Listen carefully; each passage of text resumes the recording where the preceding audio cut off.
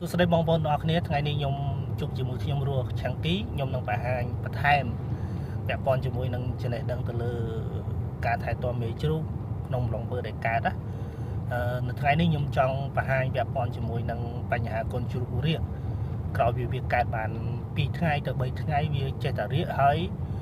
វាបើកដោះមានន័យថាវាបើកដោះមេវាខ្លាំងបើច្រើន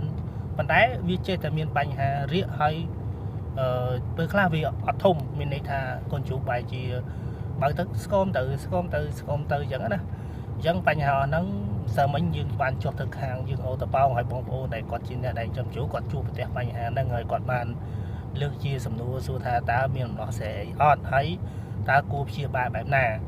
អញ្ចឹងសម្រាប់បញ្ហាហ្នឹងជាទូទៅតាមបទពិសោធន៍ហើយតាមអ្វីដែលជាការធ្វើរូបវិនិច្ឆ័យតាមដានគឺជាជំងឺ PED ហើយ PED នេះគឺជាជំងឺដែលកើតទៅលើមេជ្រូកអំឡុងពេលដែលវាកើតកូនហើយតែសូមបញ្ជាក់ថាជំងឺ PED នេះវាមិនអាចធ្វើឲ្យមេជ្រូកនឹងងាប់បានទេតែវាធ្វើឲ្យកូនទៅមានផលប៉ះពាល់បែបសេដ្ឋកិច្ចឬក៏កូននោះវាឈឺងាប់តាមរយៈវាបើកទៅវាមិនថត់បែរជាស្គមទៅមួយអាទិត្យទៅ10ថ្ងៃក្រោយគឺកូនជ្រូកនឹងងាប់ទៅទាំងអស់ក្នុងមួយសប្តាហ៍ហ្នឹងអញ្ចឹងហើយបានជាការចាក់វ៉ាក់សាំង PED នេះគឺជារឿងដែលសំខាន់បំផុតសម្រាប់មេជ្រូកក្នុងអំឡុងពេលដែលផែមដើម្បីការពារមេជ្រូកពាក់ព័ន្ធជាមួយនឹងជំងឺ PED ហើយយើងចាក់នៅក្នុងអំឡុងពេលដែលមេជ្រូកផែមណាផែមបាន70ថ្ងៃឡើងទៅយើងអាចចាក់ PED បានហើយអញ្ចឹងយើងចាក់វ៉ាក់សាំង PED នេះគឺដើម្បីការពារមេជ្រូកកុំឲ្យមាន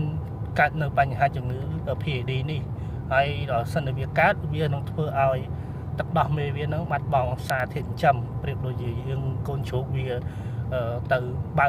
ទឹកសាបធម្មតាដែលគ្មានជីវជាតិឬក៏គ្មានសារធាតុចិញ្ចឹមណាអញ្ចឹងហើយបានជាធ្វើឲ្យកូនជ្រូកហ្នឹងវាបើហើយវាមិនធំបើហើយវាមិនលូតលាស់ល្អឬក៏បើហើយវាបែរជាជួបប្រទះនៅបញ្ហារាកនឹងឡើងវិញអញ្ចឹងជំងឺនេះបើសិនជាកម្រិតនៃការព្យាបាលទៅលើកូនជ្រូកគឺកម្រិតហានិភ័យនៃការព្យាបាលគឺទាបបំផុតព្រោះមានន័យថាការព្យាបាលមិនសូវមានប្រសិទ្ធភាពទេអញ្ចឹងហើយបានជាมันមានសិទ្ធិភាពបែបហ្នឹងហើយបានជាគេជំរុញឲ្យយើងត្រូវចាក់វ៉ាក់សាំង PED ទៅលើមេជ្រូកដើម្បីការពារមេជ្រូកកុំឲ្យកើតបញ្ហាហ្នឹងហើយដើម្បីការពារកូនដែលកើតមកมันជួបប្រទះនៅបញ្ហាជំងឺ PED ដែលឆ្លងពីមេជ្រូកដែលធ្វើឲ្យទឹកដោះបែរជាបាត់បង់នៅសារធាតុចិញ្ចឹមអញ្ចឹងមកសិនជាបងប្អូនមានចង្អល់មានជាបញ្ហាបងប្អូនអាចតាក់ទងសាកសួរបន្ថែមបានអរគុណច្រើនបាទ